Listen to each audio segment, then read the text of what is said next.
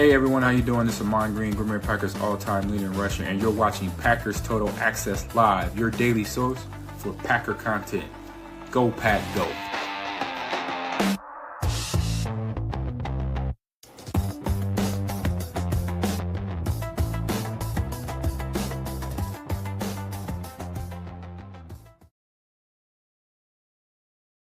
What's up, guys? Welcome into Packers Total Access. My name is Clayton. You can check us out on packernet.com. Find me on Twitter at Packers_access. Hopefully everybody's having an awesome Friday as we made it to the end of the week. Really excited about the weekend coming up. Excited about this matchup between the Packers and the Vikings. We're going to dive into that a little bit later tonight on PTA Live, kind of give you guys a little bit more of an update on the injuries and everything else around Packers Vikings. What we're going to do here this morning, it's still morning here. We're right on the cusp of breaking out afternoon, but we're going to talk about three Green Bay Packers that are flying under the radar. One thing that I like to do as you get into the season a little bit longer, I like to kind of look at some of the players that, hey, here's maybe some unsung heroes on the team, some players that maybe more people should be talking about, but they're not, right? I mean, you've got all the conversation pieces right now geared around some of the guys at the top half of the roster, your Jordan Loves, your Christian Watson return. We talked about that a lot.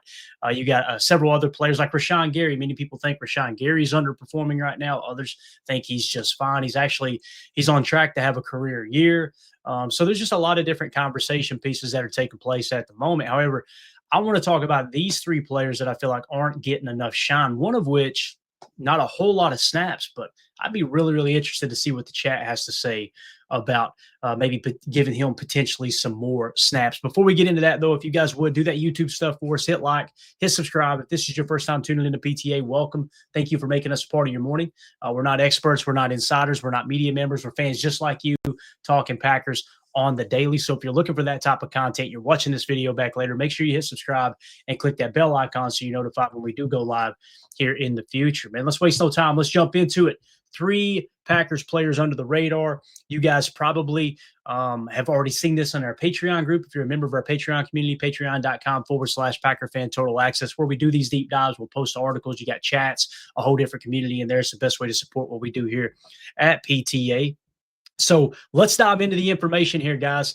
Three Packers under the radar, and all three of these, I think, could play a pivotal role in the Packers actually winning a championship here in the next 2 to 3 years. Let's start with number one, offensive tackle Darian Kinnard. This is a player that the Packers picked up, obviously, off the scrap heap. They traded, a 7th-round pick for Darian Kinnard, and he came over from a championship-caliber offensive line in the Philadelphia Eagles. Obviously, they're notorious for building in the trenches, both on offense and defense.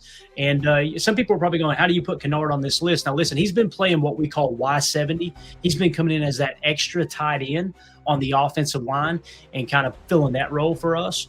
And he's a player that when he's on the field and run blocking, man, he looks great. Pass blocking is a little bit suspect, but I just want to kind of break down where he ranks right now amongst the rest of the National Football League, okay?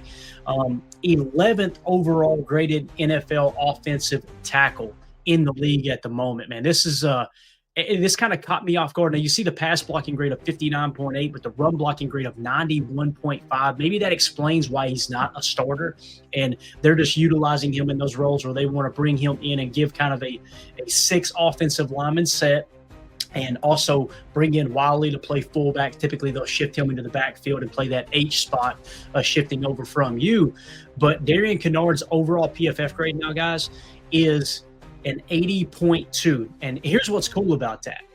You look at that and you go, okay, well, how many snaps does he got? He's got 133 snaps. So, you've got other like Wanya Morris from the Kansas City Chiefs. He's grading out at a 79.2. He's only got 45 snaps. And everybody else on this list that's graded out this high, you see 600 snaps, 700 snaps, 600 snaps, 300 snaps, right?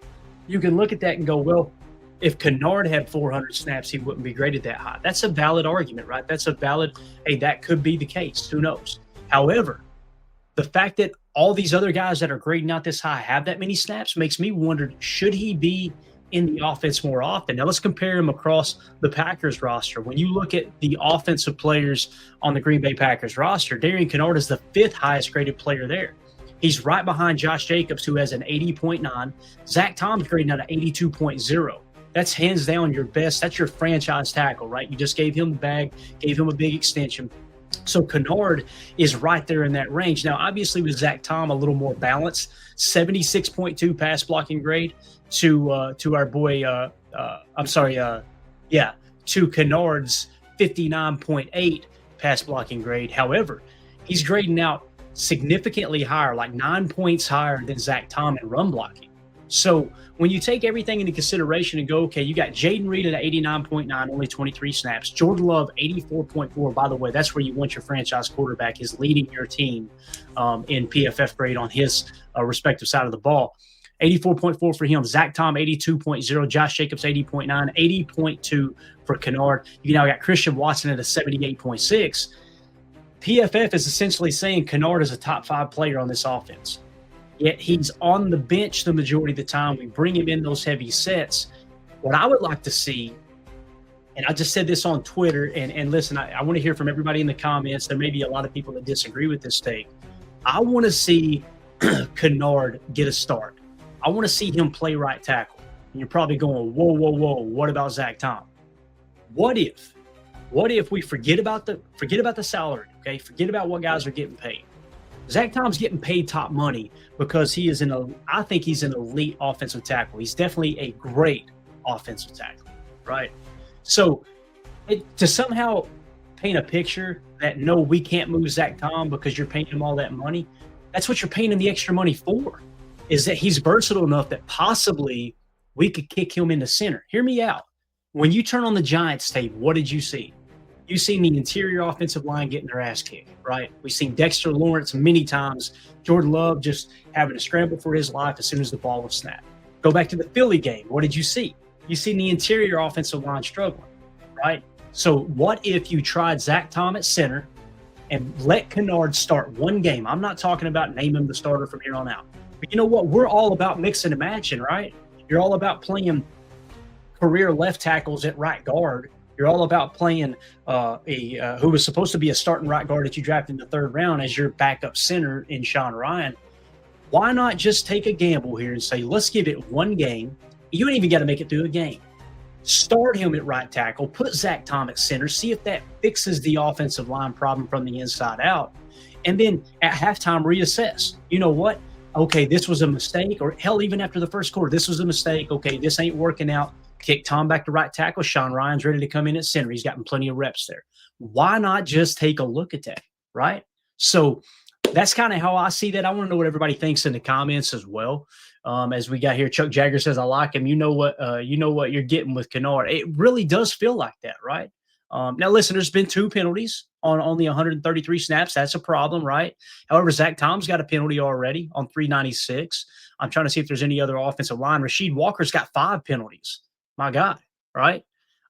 Something has got to change when it comes to obviously the when it comes to the consistency in the offensive line. What are you trying to accomplish with the offensive line, right? You're trying to create a more consistent pass blocking unit, right? You're trying to create a more consistent run blocking unit. You're trying to just create more consistency in the running game in general and protect Jordan Love's life. I think we would all agree, right? So why not just go this route? I don't understand why we're so hesitant on doing it. Now, if we go that route and we now all of a sudden don't have him as that extra offensive lineman, you can still kick him in there or kick someone else in there as the extra offensive lineman. How about your 2nd round pick, Anthony Belton? Let him be the extra offensive lineman, right? I'm kind of spitballing here, man. I want to see Kennard get an opportunity, and it may be disastrous. I'm acknowledging that. I'm not sitting there saying that you put him in, it's a slam dunk guarantee. This offensive line is going to get so much better. I'm not saying that at all, right? But why not give it a look, seeing how the offensive line has been playing? So now when you look at it on the season, here are Kennard's grade by week, okay? 57, 69, 77, 74, 60, 63, 75, and that gives you the 80.2 PFF grade on the year on 133 snaps, right? When you look at his young career, there's what's wild. He's only been in the career. This is in the league, his 2nd year. He had 71 snaps last year, 61.3 for the Eagles. This year, 133 snaps, 80.2. So you've already seen an improvement in Kennard's game, right? Now, you're probably asking, okay, what about the future of Kennard? What's his contract look like? Is this something that if we did roll him out there as a starter, is that going to blimp up his overall value? And, oh, crap, now we've got to pay him the big bucks, right? Well, he is a restricted free agent, okay? So now the question is, do you see him as a restricted free agent, or do you want to give him a future contract extension if you like what you've seen both in practice and what he's done in the game? So with restricted free agency, again, this is only his second year in the league. I think he played with the Chiefs first, went to the Eagles, and then the Eagles traded him to us for whatever it was, a 7th-round pick. Maybe it was a comp pick. I can't remember if there was like maybe some kind of incentive attached to that trade or not. You guys let me know in the comments whether there was. So when you look at this, right, restricted free agency, what does that mean? I actually pulled it up earlier, and I think I may have put it in the wrong spot. We'll get to the other player in a sec. But essentially, the easiest way to look at restricted free agency, guys, is you want to essentially, you've got him under contract if you want him, okay? And I'm just going to read off restricted free agency just as an AI overview, okay? An NFL restricted free agent is a player with three accrued seasons whose contract has expired and can negotiate with any team, but their original team has the right to match any offer or receive draft pick compensation by tendering the player on a 1-year deal. These tenders come in various forms, including first round, second round, or right of first refusal, which determine what type of draft pick is given if another team signs a player and the original team doesn't match. So you see he's a restricted free agent here according to Spot Track if their information is correct, right? So essentially what you can do is you can say, okay, yeah, if you want to go offer him money, right? If you want to make him a tender offer as another team, if you want to go that route, then you're going to give us a draft pick depending on what we tender him at, right? So essentially, if somebody wants to pay him like a starting tackle, then we can get big money back for that, right? If you want to tag him with you as a general manager, you've got to sit back and go, okay, what is he worth to our franchise? If we were willing to part ways with him, what would we need back? And then you've got to agree to pay him that unless someone else offers that type of compensation. So what would that be? A 5th-round pick, right? So now you flip a 7th into a 5th if someone else sees him more valuable than you. Is it a 3rd-round pick? Then you got to be on the hook to pay him that kind of money, right? But the point here is anytime you see restricted free agent or exclusive rights free agent, you might as well include them on the roster for the next year, okay? Because you have his rights, right? So Ron Sample said, did Kennard get snaps when Tom was hurt? I don't know if he got those snaps at right tackle or not because he was only out for 3 plays.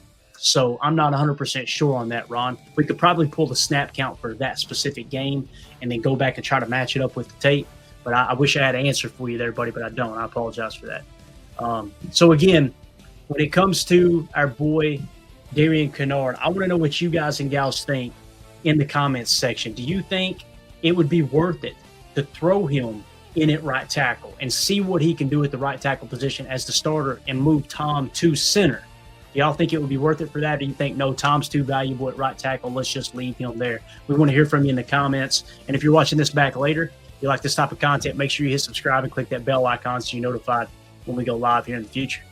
All right, moving along.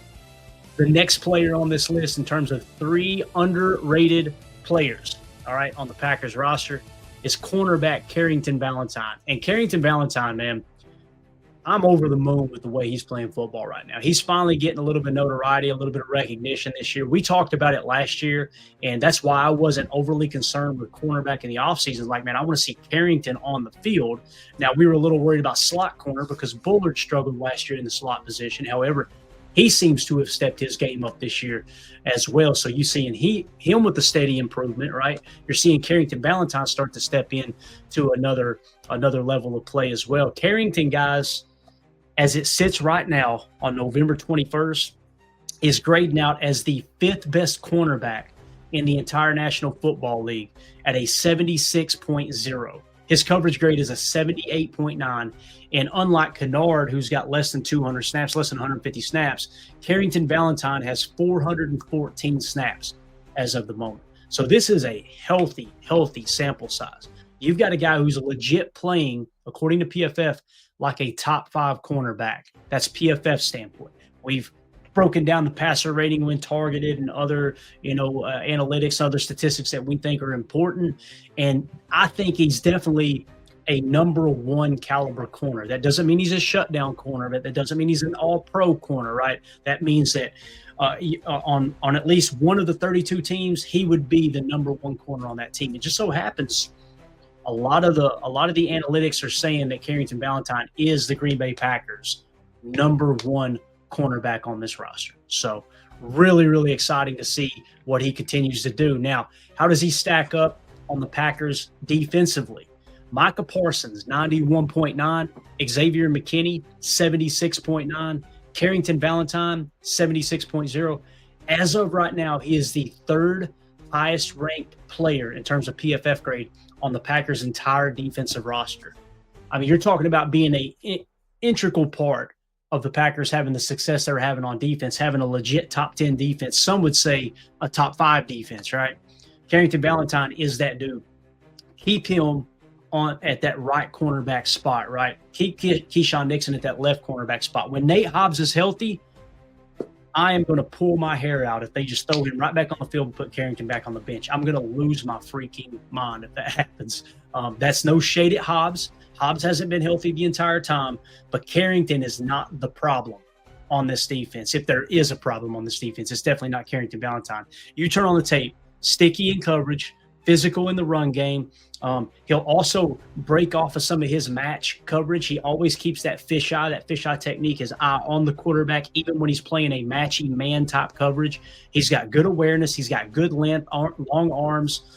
I just love everything about the way he plays the game. He's an emotional leader. Teammates love him. He's one of those dudes that you can tell he plays with fire in his belly when he's on the football field. So Carrington Valentine has been, I think, a great asset for this Packers defense this year. Deadfish makes a great point. CV is one of the players that Micah Parsons has helped. Absolutely, right? Pressure pick, coverage sack. In this case, Carrington hasn't gotten that interception yet, but pressure leading to PBUs, forcing the ball out of the quarterback's hand a little bit quicker, and just knowing that Micah's bearing down on him as well. Rashawn Gary as well with the 7.5 sacks, right? I think he's 10th in the league right now in sacks amongst all amongst all defensive linemen, not just edge defenders. So great point there, Deadfish. Moving along, nothing but improvement so far, right? Let's look at his career. First of all, let's kind of dive into what he's done this year. 72, 79, 61, 45. So I had a little bit of a rough spell there, Cleveland and Dallas, right? 69, 61, 63, 57, and then 79, 71. The last two games, and watching him match up on A.J. Brown, he played 63 snaps in that game and had a coverage grade of 81.5. Now, that didn't mean that he was following A.J. Brown around. You guys know that's not how this defense operates. However, they put A.J. Brown on that side of the field, probably thinking they were going to exploit him a little bit, and Carrington did one hell of a job shutting that down. Also, Pittsburgh, he graded out a 63.8, but if you guys will remember, he had a 67.2 coverage grade. He kind of shut down DK Metcalf, too. The only time they really hit on DK Metcalf was when they moved DK to Keyshawn's side, and when he was on the left, Carrington, man, he was physical with DK Metcalf. He kind of got in DK Metcalf's head, and I think he was played a crucial role in the Packers winning that game against Pittsburgh for sure. Ron Sample in the chat, Valentine plays with fire and has a ton of fun playing. That stuff's infectious too, man. It really is. Joe Pack Joe says CV equals mini Jai. He really does. He really gravitated toward Jair Alexander when he was still with the Packers. I see that. I don't want to say comparison physically because I feel like Carrington's bigger. He's longer than Jair is, but he plays with that same type of attitude, that same type of confidence. I think Carrington is less cocky than Jair, but just as competent, if that makes sense. Sometimes Jair had you gotta have a chip on your shoulder when you're playing corner in the National Football League. Carrington, to me, plays with just the same level of energy, the same level of confidence, but not as much cockiness, if that makes sense. So there you go. And Ron Sample says, plays with that fire in his belly. Completely agree with that. Moving along. So look at his career grades, guys. He's done nothing but get better since the Packers drafted him, right? 57.5 cheeks. Jumps to a 65.5 his second year in the league on 371 snaps. And then jumps to a 76 this year, right? on 414 snaps. I apologize, that was coverage snaps. So in 2024, he actually played 606 total snaps. So 414 snaps this year with that 76 PFF grade. What you're seeing, we always talk about it during draft season. You're looking for ascending players that are coming into the league that were ascending out of college. They were constantly getting better coming into the league. So Carrington is showing that ascension since he got into the league, 57, 65, 76. I mean, if you just stabilize in the low to mid 70s, that's going to be a player you want to have on your team for the long haul. What if he starts to crack into the 80 mark, right? And listen, there's a realistic chance that he takes a step back and he finishes in the upper 60s. That's still improvement from where he's been the last couple of years. So he's given himself a little bit of room to make mistakes, but the way he's playing football these last two games, I'm really, really excited to see what he does against the Vikings. So let's be honest here, man. They've got a great wide receiver core, right? Justin Jefferson, arguably the best receiver in the league. Jordan Addison might be one of, if not the best, number 2 receivers outside of A.J. Brown and or Devonta Smith, right, in Philly. And then you've got Hawkinson underneath as well. So we're going to get to see what Carrington can do against another elite wide receiver in Justin Jefferson when they do put him on the left. I'm excited to see how he rises to that occasion. Coach Lynn says we'll find out this week. There you go. Jefferson versus Valentine, right? It should be a lot of fun. Now, again, Coach isn't saying Valentine's going to follow Jefferson around the field. That's not how we play defense. But when they put Jefferson on the left, we're going to find out, okay, how can Carrington handle this role, right? And here's the other thing about that. It'll say a lot about what KOC and the Vikings offensive staff thinks about Carrington Valentine and Keyshawn Nixon when you find out where do they put Justin Jefferson on Sunday. If you see him predominantly lining up on the right side over Keyshawn's side, and they kind of keeping Justin Jefferson away from Carrington, that really, really says a lot. Now, if you go that route, and let's say our coaching staff agrees with us that we think Carrington's playing better ball than Keyshawn, who, by the way, Keyshawn Nixon's leading the league in pass breakups. So you've got a case to be made that Keyshawn's playing really, really good football this year as well. So if they start to put Justin Jefferson on that side of the field, it tells you really what they think about Carrington. Let's keep him away from him. Let's try to scheme him open on that side. If that happens and you have the same amount of confidence as a coaching staff in Carrington as us fans do, then you might want to play a little more cover 6 and bend the quarter side to Keyshawn's side, or you could just have a pre-snap call of, hey, wherever Justin Jefferson goes, we're going to bracket cover 4 on that side. That makes sense. So that'll probably be another way to approach it. Coach Lynn says, I want CV on the boundary. I can understand that, Coach. He feels like a boundary corner and how sticky he is on coverage. However, he says field side. See, I think he would be better on the boundary side, me personally, because you typically put your best route runner on the boundary, right? Because you're almost always forced to bracket cover the field side, the large side of the field, right? So they typically will put, like we used to love to put, we moved Davante Adams around a lot, but we'd like to put him on the boundary because we knew if we went Trey and trips right and then had him on the boundary, then they were going to have to single cover Tay, and Tay was going to win in the phone booth every time, right? The problem with having him play just boundary, that means he's got to become a travel corner, right?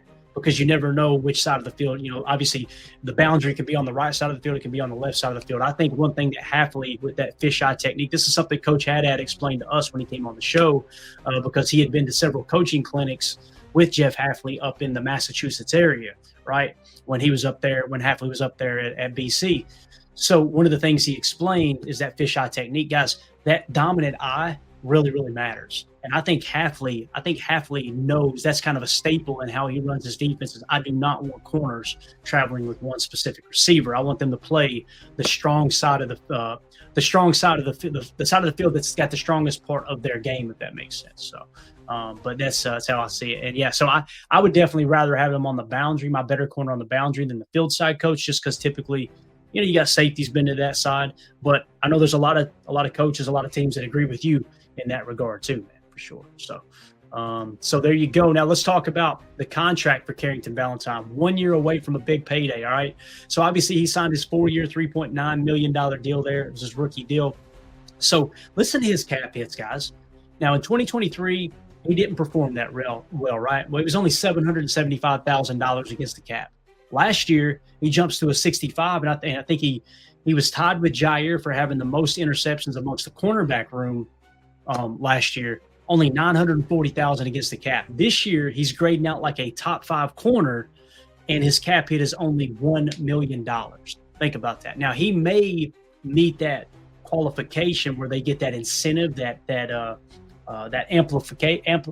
amplifying of the salary cap hit. The salary will go like Romeo Doubs, because Romeo Doubs played so many snaps and his production level, he went from a contract very similar to this to jumping to $3 million because he met that requirement the CBA baked into the collective bargaining agreement there with the National Football League. So he may end up being paid more than that moving forward if he meets that incentive. It's another reason, people don't like to talk about this, but it's another reason why some coaching staffs will hold players back a little bit, right? They'll hold them back so they don't meet those incentives. It's an ugly game. Listen, Sean Ryan last year missed out on an incentive like that. It was like less than 10 snaps. I heard somebody say it was 3 snaps. Another said it was only 1 snap, 5 snaps. I can't remember what it was, but it was less than 10 snaps that if Sean Ryan had gotten those more snaps, his salary would have jumped to like $3 or $4 million. I think it was. I think it was $3 million. It might have been 2, but it definitely would have more than doubled his salary last year. So again, that's another game that the team is playing as well. So just something to take into consideration. So the point here is, though, he's been great for the money that we've paid him, but now you're approaching the end of his contract. He's under contract this year and next year, and you'll notice he becomes an unrestricted free agent. So Carrington is not a restricted free agent. He's not an exclusive rights free agent. This is a dude that if he continues to play at this level and the Packers don't see him as a true number 1 corner, he's going to test the market. And boy, is he going to get paid big money. Now, obviously, the Packers will get a comp pick, but I want to know what everybody thinks in the comments section. Would you be willing to pay Carrington Valentine number 1 corner money? I'm not there yet. Okay, I'm not. When I say number 1 corner money, that doesn't mean bottom 32 money. That means when you are considered a number 1 corner on your team, your agent is going to try to get you in the top 5, top 3, maybe even the highest paid corner in the league. I don't think Carrington would go that far, but I think they would look around and go, hey, look at the comps, look at the play time. Look at the analytics, the PFF grade. Look at how I've performed on the field. My clients performed on the field. He's always healthy. All those things come into projected market value. Thank God we don't have to worry about that this year, but next year, that's going to be the conversation. When we're going into training camp this coming off season, right? As you're going into 2026 training camp, there's going to be a discussion being had going, Carrington Valentine get a contract extension? Because that's how Goody typically likes to operate, right? I think if he's willing to take a reasonable contract, Goody would love to get that done based off what he's done. But if he tries to hold their feet to the fire, they may force him to play that final year. And here's the thing. If he finishes this year graded in the top 10 amongst all corners, and then next year he grades out in the top 10 again, or maybe even top 5, he's got to make a decision, he being Carrington Valentine, okay, if they're not willing to pay me top corner money, they can franchise tag me. So maybe I need to give up a little bit long-term for some actual guaranteed money as opposed to just getting slapped with the franchise tag. And now you got to worry about getting hurt, having a career-altering injury that might prevent you from getting the bag later. So just all those things are something to take into consideration and think about as we move on into 2026 here as the football season winds down. We'll be giving you all that coverage in the offseason, obviously, with the contract, negotiations, free agency, NFL draft, all that good stuff. We're this close to starting to build our draft board. As soon as the college football playoffs start, we'll start to create that board and get that access to you guys and gals over in our Patreon group. You can find all that at patreon.com/PackerFan Total Access. All right, so let us know in the comments. If you're watching this video back later, let us know in the comments, what do you think about Carrington Valentine? Do you see him as a number 1 corner? Do you see him as a legit top 5 corner like PFF's grading him out? Or do you think, no, this is just kind of a fluke? He's more of a number 2 or a number 3 level corner. Let us know in the comments. Make sure you hit like, subscribe, and click that bell icon so you're notified when we go live here in the future. All right, moving on to player number 3. This one's exciting for me, man. Lucas Van Ness, the former first-round pick, 13 overall draft pick by Brian Gutekunst and the Green Bay Packers. Now, some people are going, whoa, Clayton. He hasn't even played. He ain't even played. He's been hurt. Boys, when he was on the field, he was performing, right? We talked about his pressure percentage the other day. It has now exceeded Rashawn Gary. Rashawn Gary's 10th in the league in sacks with 7.5 sacks. Micah is like, I don't know, I want to say 5th or 6th with 8 sacks, right? Rashawn Gary's quarterback pressure percentage is at like 12.5%. Anything over 10%, you're considered, all right, you're a good pass rusher, right? LVN is sitting at like 14.5% pressure rate. So let's see what PFF thinks about him. Lucas Van Ness this year, 74.3 is his PFF grade as it sits right now. Okay, that puts him ranked 27th in the National Football League. Notice some of the names around him right here, guys. Notice some of these names, okay? Right above him at 75.1, TJ Watt of the Pittsburgh Steelers. Above him, Brian Burns from the Giants. Dorrance Armstrong, Joey Bosa with the Buffalo Bills, Josh Sweat with the Cardinals, right? You got Ezeraku up there. He's having a phenomenal year, 79.7 with the Dallas Cowboys, somebody we talked about in the draft process a lot. So when you look at Lucas Van Ness and the company he's in here, that suggests being in the top 32 that he's a number 1 edge rusher. It doesn't mean he's top 3, just like Carrington. It doesn't mean he's top 10 or top, or even top 15. It is what it is. Out of 32 teams, he could be a starting edge rusher on any of those 32 teams, essentially, and he'd be a damn good number 2 edge rusher. With the emergence of Lucas Van Ness, although it's only 162 snaps, however, he's getting healthy. I'm hoping we see him this Sunday. That's what I was, we were talking about this against the Giants game, or against the Giants last week. If he's not 100%, hold him out. Hold him out, and let's get that guy healthy, right? So that seems to be what they've done. Hopefully he's on the field there against Minnesota. But Lucas Van Ness, if he continues to improve like he's shown this year, 14% pressure rate, right? Playing really good in the run. They like putting him at 3 tech in our cheetah package when you go 4 down linemen, with 3 of those being a pass rush specialist, right? It's typically Rashawn Gary, Micah Parsons, and Lucas Van Ness. If he continues to improve, then you may have to make a tough decision on Rashawn Gary next year. And I think that decision won't come in the form of, all right, we made our decision, let's just cut him. Depending on how Lucas Van Ness plays for the rest of this year, that's going to determine how aggressive Brian Gutekunst and Russ Ball is at contract negotiations with Rashawn Gary. If you really like what you got in LVN, you would still love to keep Gary, but you can be a little more aggressive. Like, hey, listen, your role is going to diminish a little bit. We're going to let LVN kind of emerge here. Okay. If that's the case, here's what we want to do. We need to cut down your overall cap hit. How about we guarantee you some more money? We convert some base salary to guaranteed money in a signing bonus form. We'll cut you a check today, but you agree to lower the overall number on the backside. That way we can save some money on the cap hit. Because when you do that, that signing bonus, you can actually convert that. You can tack on voidable years. When you move the base salary to signing bonus, you can now spread that out over the duration of the contract. And that may not even mean tacking on voidable years, but you have that option as well, because we talked about there's a 3-year window open right now for the Packers to win a Super Bowl. That's why you went and got Micah. You've got everything's in place. You need to continue to get better and grow. You're still the youngest team. That's the only red flag I see for this team moving forward, as Goody's built a great young roster. But what Lucas Van Ness does for the rest of this year is going to determine how aggressive you are in negotiating with Rashawn Gary's contract toward the end of the year. So moving along, how does he rank amongst the Packers defensive room? Lucas Van Ness is 4th highest graded player on the Packers defense. So you got Micah Parsons, 91, Xavier McKinney, 76, Carrington Valentine, 76, Lucas Van Ness, 74, Edgerrin Cooper, 72. Those are your top 5 players. So you can see he's legit a top 5 defender. Now, he's played in 5 games this year, 162 snaps. So it's not like it's a minute amount. 100 is a cutoff for me, guys. Like Tyron Hopper grading out 72.6. That's awesome. You want to see that. But the fact that he's only got 20 snaps, I've got to check the excitement at the door a little bit, right? I got to be like, okay, hold up a minute.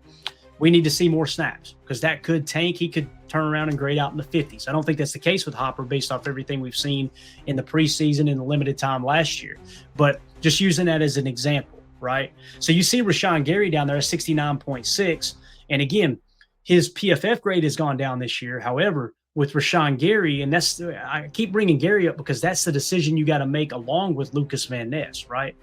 There's a lot of people out there talking right now. I was listening to Wildy and Tausch earlier, and man, if you didn't know the stats, if you didn't watch the game, you would think the way they were talking, and this is no shade at them, everybody's got the right to their opinion, right? You would think that Rashawn Gary is a bad football player. He's 10th in sacks He's fifth in run stops amongst defensive linemen. He's got more run stops than Micah Parsons. And you see how many more snaps Micah Parsons has played than Rashawn Gary. Micah Parsons has played in 509 snaps. Rashawn Gary has played in 425. So roughly 70 snaps, right? Something like that. Roughly 70 snaps. We'll just call it 70. On 70 fewer snaps, Rashawn Gary has 3 more run stops than Micah Parsons. Think about that. So with all that being said, Gary is still a very good football player, but is he trending backwards? Is his best football behind him? Probably is. And that's the decision you got to make with Lucas Van Ness. Right now, as the 4th best defender. Just got to keep him on the field to keep him obviously healthy as well. So let's see what Joe Pack Joe says here in the chat. Joe Pack Joe says, is it concerning the best season for Quay, LVN, and Devontae White, or their contract year and just playing out of their minds for a contract instead of turning the curve? That's always a question, right, Joe? It's tough, too, because you want your players to perform no matter what year it is. But I know exactly what you're saying. It's like, okay, are they going to continue to be that player? Are they just playing with their hair on fire right now because they know, man, my football life is on the line? Could be the case. Do I think they're doing that? Based off the quality of those individuals, just what I've learned about Quay, LVN, and Devontae Wyatt, to me, they seem like a very high standard football players. The other thing, the rebuttal to that, or the opposite side of that conversation piece there, Joe, is you also got to take into consideration that they've had to work under different defenses as well. Think about that, right? They had to learn Joe Barry's 34 defense, right? And you're wondering, okay, what's the big deal there? Well, LVN was playing stand-up outside linebacker, right, as an edge defender in the 34 front, and Devontae Wyatt was having the 2-gap. So if Devontae Wyatt's having the 2-gap, underneath, basically what that means is, guys, you're not just 1-gap penetration. Now, we don't always play 1-gap under Jeff Hafley, but most of the time it's a 1-gap approach, right? So LVN had to learn how to go from playing mostly 3-tech and 4-eye at Iowa to being a stand-up outside linebacker in 34 defense. Devontae Wyatt had to go from that Georgia defense, where I think they played a 4-3 stack, if I remember correctly, 1-gap approach, to being a 2-gap 34 defensive lineman, right? And then, of course, with Quay, similar thing, right? He was playing kind of a 4-3 stack, but he was playing kind of a hybrid backer. I remember that too at Georgia. He comes in, learns Joe Barry's defense. Well, they scrap most of the defensive coaches. They move on from Joe Barry and bring in Jeff Hafley. Now they got to run a 4-3 principle look. Now Devontae Wyatt's got to run a 1-gap approach, right? So there's multiple ways you can look at that question. I'm going to choose to believe it's not because they're in their contract year. It's definitely not hurting, all right, because they're motivated to get that next big deal for sure. So Turt McGirt says LVN year 3. No, let's talk about it, okay? So here are his career numbers. Again, let's talk about this season real quick. 68, 52, 89 against Cleveland, 65 and 69. You see he's played at least 30 snaps other than the game that he got hurt there in Cincy, where he recorded that sack and they had to take him out immediately. So, yeah, this is his 3rd year in the league. His career grades, 62, 52, and now he's jumped to a 74.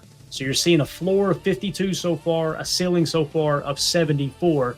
And I think we would all agree his ceiling is much, much higher than that if he continues to get better, right? So Sean Forva in the chat says, yeah, third year. And he says they have him next year in a 5th-year option if they want it. And that was the next point we were going to make here, right? Extension or 5th-year option? That's the question. So what's a 5th-year option? If you don't know what that is, that's where you can tag a player who is a first-round pick going into their 4th year, the final year of their deal. You can hit them with the 5th-year option, which is kind of like a mini franchise tag, okay?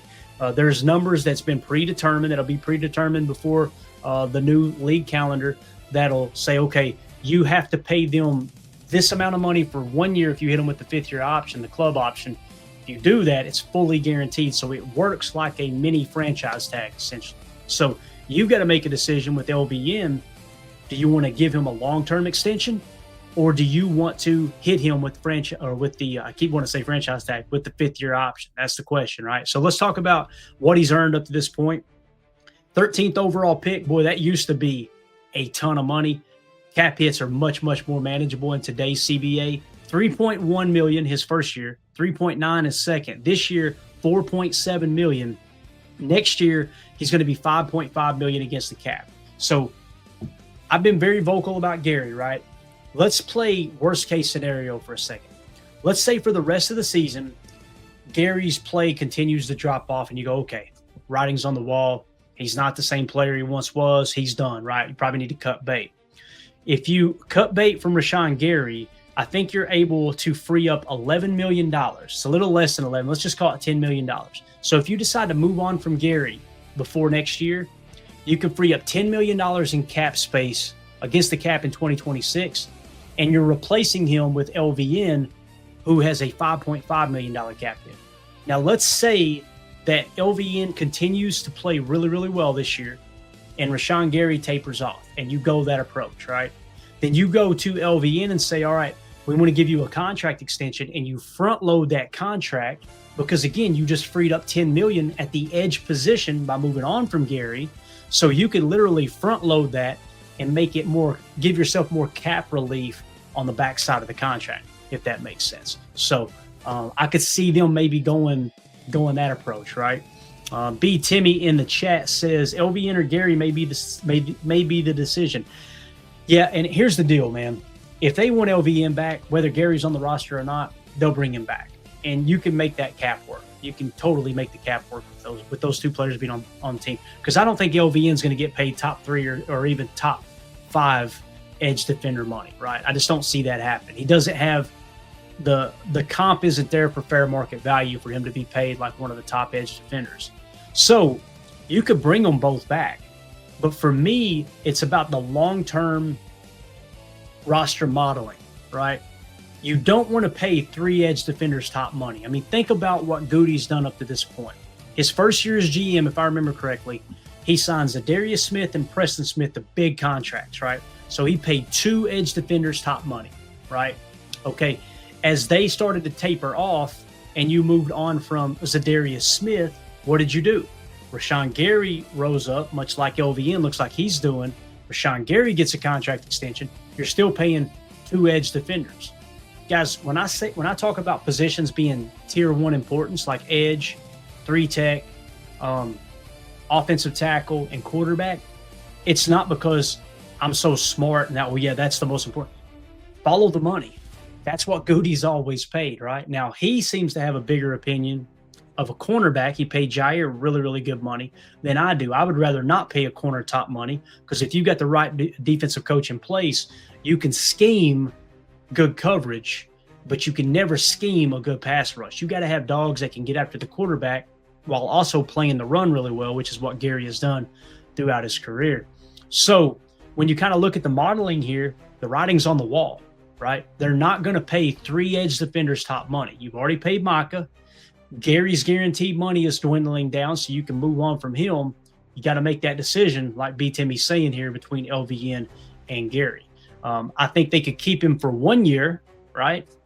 Because, again, restructure the contract with Gary, free up cap space, give him a little more guaranteed money, and then you could cut bait the following year when he turns 29 or maybe 30, I believe. That you can kind of make that happen. But also, look who is behind Gary and LVN. Who do you got back there? They love Brenton Cox Jr. Baron Sorrell, I think we'd all agree, has been playing pretty damn good football this year, right? Did he make that list on those defenders? Let's look real quick. Baron Sorrell. So he has dropped, evidently. I thought he's played pretty good football, but he is not in the top 13 on defense for the Packers defense at the moment. So maybe he's not the guy, right? Maybe he isn't the guy. We hope he develops into that, right? But nonetheless, what you're probably going to be looking to do is find the next Rashan Gary, the next Lucas Van Ness in the draft, and spend a high draft pick on that player. That way you get that extra stud in the stable, and then as you get a little longer in the tooth, you can move on from one of these guys. Because with Micah, essentially what you got, I don't want to dive too much into his contract because we got to really look into the details and the optional aspect of it. But it's really like a 3-year window with Micah, and then you gotta really make a decision on Micah if you want to extend him, push money out, that type of thing, right? And all that comes down to the rest of the salary cap and how that looks. So, it's just a very, very, very interesting to kind of see what they do at the edge defensive position and really defense in general and the overall roster. So again, LVN, there's no doubt in my mind, though, he is one of the most underrated players this year, grading out as the 4th best defender this season. So just a quick recap of those players we've talked about, and no particular order, but these are the 3 that grab my attention. Darian Kennard, offensive tackle. Why not try him at right tackle? Let's see Zach Tom at center. Let's see if that fixes the majority of our offensive line problems, right? Let's go that route. Carrington Valentine, get ready to give him a contract if he continues to play the way he has played this season. And, of course, Lucas Van Ness, who seems to be taking that 3rd-year leap. Really, really excited to see how he finishes the year now that he's healthy. Get him back on the field, and we're ready to go. So, there you go, guys. That's all I got for today. Appreciate everybody hanging out in the chat. Such short notice. I want to appreciate Tim in the background back there producing for me. Thanks so much for hanging out, buddy. It looked like you made the entire show here. So we're going to get out of here, guys. Let us know in the comments, though, what you think about Lucas Van Ness. Do you think he is one of the up-and-coming, emerging top Packers defensive players? Let us know how you feel about the 5th-year option and or the contract extension. Use that 5th-year option to just bridge the gap and get him a new deal, or do you just go ahead and say, no, he's the guy. We've seen enough. Let's get him the extension, right? And Chuck Jagger's asked here, is Bigfoot practicing? If you're referring to LVN, I'm assuming maybe you were talking about somebody else. We will get you guys the practice report update a little later today as we get the final report before we go into Packers versus Vikings. We'll give you all of the latest information there. You said Marshawn. Okay, gotcha. Yeah, I'm not sure. We'll get you that info later today. But anyway, make sure you hit subscribe, hit like, click that bell icon so you're notified when we go live in the future. We'll see you guys tonight, 6 p.m. Central for PTA Live. We'll continue to break down Packers versus Vikings and get you that updated injury report. That's it. We'll see y'all later on today. Have a great day. Again, thank you guys so much. Thank you, Dr. Crutch. Appreciate you. Thank you all for hopping in here and talking ball when we go live randomly like this. So my name's Clayton. This is PTA. We'll see y'all tonight. Go Pack, go.